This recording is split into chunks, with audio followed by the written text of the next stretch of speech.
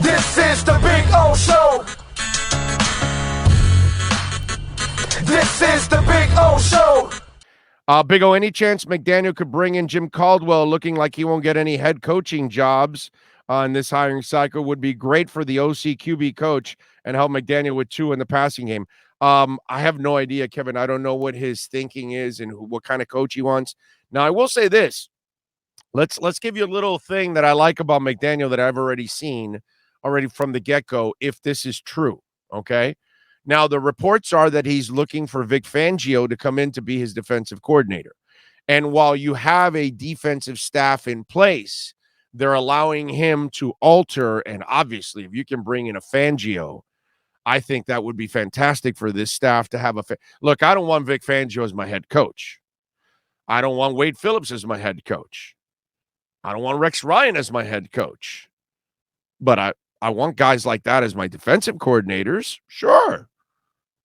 Right? I don't want Rob Ryan as a head coach, but I'll take him as a defensive coordinator.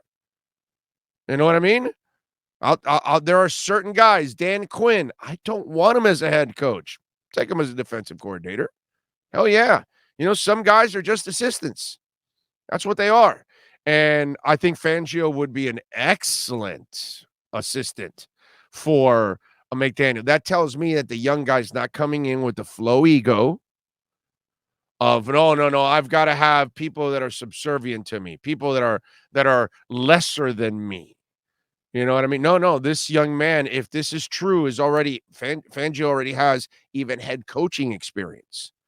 So now a young guy like McDaniel can lean on Fangio even for head coaching things that hey, Vic, how did you handle this?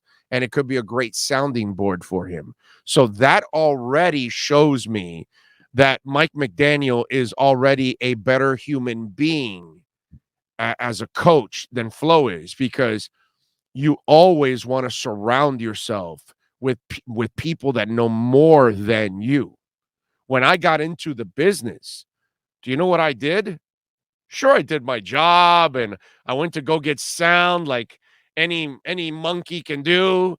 I can teach a rhinoceros to go get sound. I could teach a monkey to cut up sound. You know what I mean? Big freaking deal. But I wanted to learn about the business. So then who am I going to look at? I'm not going to look at some of the other people carrying around Morant's tape decks. They don't know jack shit. I'm going to go to Hank Goldberg, that is, just in case for you young people. I'm going to watch Joe Rose. I'm going to watch Neil Rogers. I'm going to watch Mad Dog. I'm going to watch people that know a hell of a lot more than I do about this business and have been more successful than I have been in this business. So how are they more successful? Why are they more successful? Right? Because that's how you better yourself. When I got on the Dolphins beat, I'm picking Armando's brain, and I'm picking Alex Marvez's brain, and I'm picking Jason Cole's brain. All these kind of guys that are on the beat. And that's the only way I was going to get better, is by learning from people that are already there, been there, established. How did you do it? What are you doing? And that's how people get better. The ones that are, I guess, insecure of themselves, they think they're above all of that they're above asking for advice, and they're above leaning on people and things like that. My early days of going to the combine, I didn't have enough money. QAM wasn't paying me enough money, but I had to find a way to go break stories and get insight. So I had to go to the Gridiron Classic, and I had to go to the East-West Shrine game, whether it was in San Francisco, whether it was in Houston or San Antonio, Tampa, you name it. Early in my years, Jason Cole would, I'm learning from Jason Cole. He would also, share his room with me. Extra bed, boom, there you go. I didn't have to pay for the room. He knew that I was trying to, fight my way through. Marvez would give me tips, all those kind of things. That's how you get better, man. They introduce you to people, all of those kind of things. And then I've done the same thing for other people years later. So that's, to me, I when I read that already from McDaniel, that he wants to get Fangio in, whether that happens or not. I just love the idea. I love the idea that he's going to be willing to be open enough, smart enough to understand that he doesn't know everything. None of us do. I'm still learning every single day.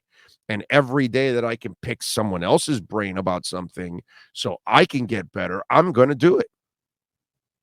My ego doesn't say, oh, well, I'm above that. No, get the hell out of here. We can always learn. And we're going to be better by surrounding ourselves with good people.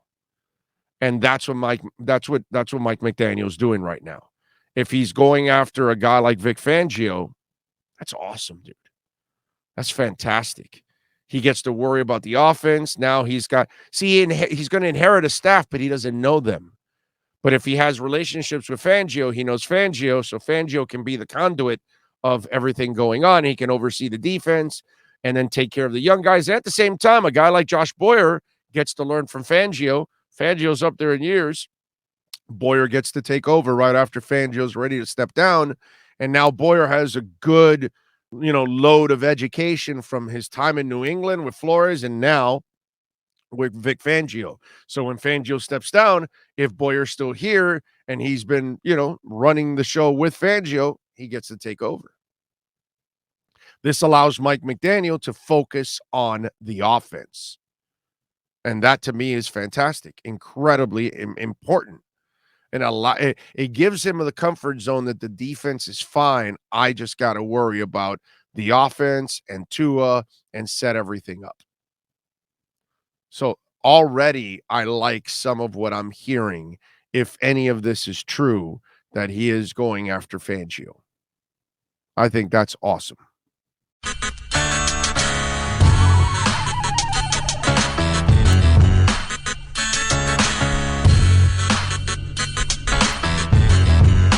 This is the Big O Show. This is the Big O Show.